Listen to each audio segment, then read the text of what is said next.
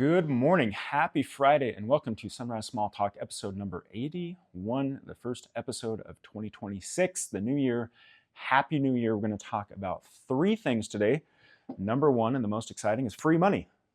Number two is the most exciting to me, cars. And number three is investments and what to expect in 2026. So let's dive right in.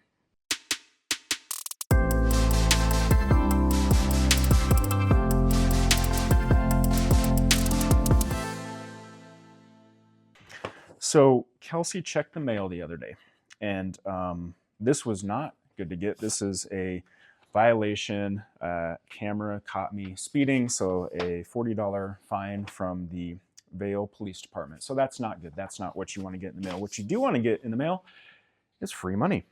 That right there is a check from the state of Oregon for $504. How did I get that? Well, there's two things I want you to do if you've never done this to see if you have any free money in your name sitting out there in the world. You may have heard of the Great Colorado Payback. That's really just a fund that has monies in it from various sources, and you simply go to the Great Colorado Payback.gov or whatever it is. We'll drop the actual link in the email so you can check it out. You type in your name, date of birth, whatever it is that they ask for, and you may or may not find out that there's actually money in this fund that belongs to you. You are the rightful owner of it. So you may have to go through a little bit of a process to prove that it's actually you. If your name's Andrew Hoffmeyer, that's pretty easy because there's only one of me in Colorado. If your name is Mike Johnson, there may be some other hurdles you have to go through. But when I did that, I found, I think, $100 or $150 or something that was sitting in this Colorado fund that I proved it belonged to me, and then they sent me the check. So that is the Colorado version. This check came from the state of Oregon. So how did I come across that one?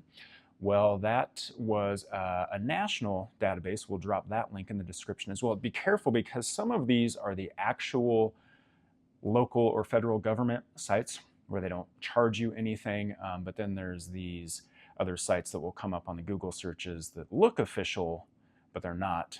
And they're going to charge you to do something that you could just as easily do on your own. So we'll drop the link that I used to come across this money. Where does this money come from?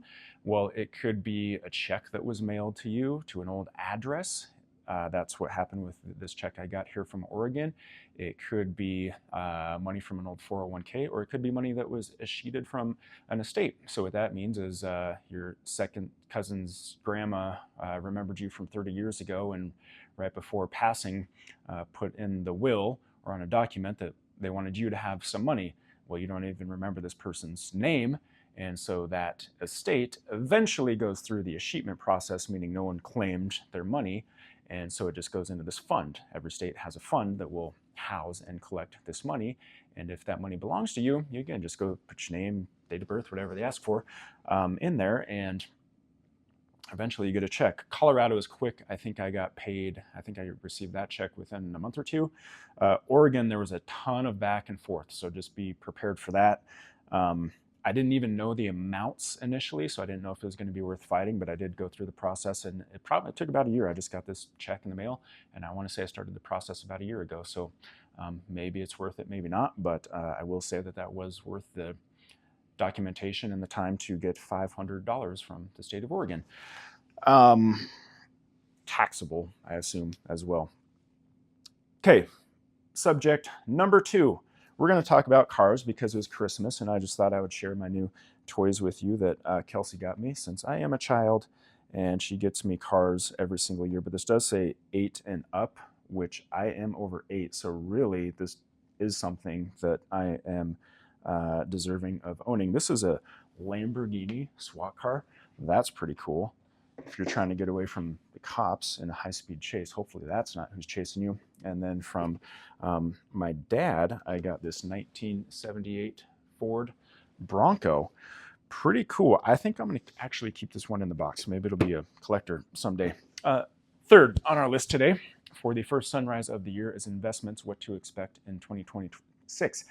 And all I'm going to say about that is I'm going to do a completely separate episode after we have our meeting with the investment committee and they go through all the charts and metrics and graphs and everything and tell us what they're thinking is going to be the case in 2026. If we go back to 2025, I think I've said this several times in different episodes, but Their predictions for the market were a little bit against the grain, especially in Q1 when the market was dropping and it was like trying to catch a falling knife. But their predictions both for bonds and equities ended up being pretty spot on. So I'm excited to hear what they say about 2026. Hopefully they have some positive things to say and a positive forecast. But that is for a different episode.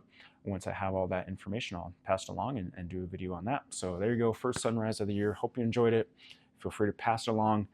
Do those little homework items. We're going to, again, drop those URLs, those websites in the description so you can go in there and see if there is any money out there for you. And let me know. I'd really love to hear if you did find some money, how much, and maybe if we get enough data on that, we'll share how much money this video created for everybody who we work with.